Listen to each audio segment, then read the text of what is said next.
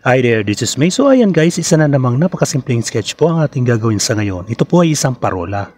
Matatagpuan ang parolang Kabung o Kabong, Buhiador o Kapibuhiador Lighthouse sa burol na Bigia di Nagparitan sa Burgos, Ilocos Norte at nakabantay sa tangos ng Buhiador at sa dagat kanlurang Pilipinas. Sa taas na 65 na talampakan o 20 metro, ang parola ang isa sa pinakamataas sa buong bansa.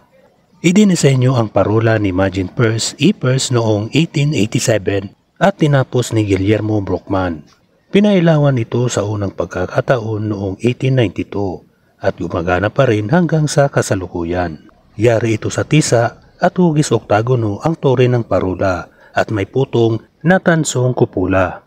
So ayan guys, patapos ng ating pag-i-sketch. Ako po ay nagpapasalamat sa inyo sa walang sawang panonood nyo sa aking mga simpleng sketches. Ayan guys, tapos na nga po. Maraming salamat. Bye bye. Thank you.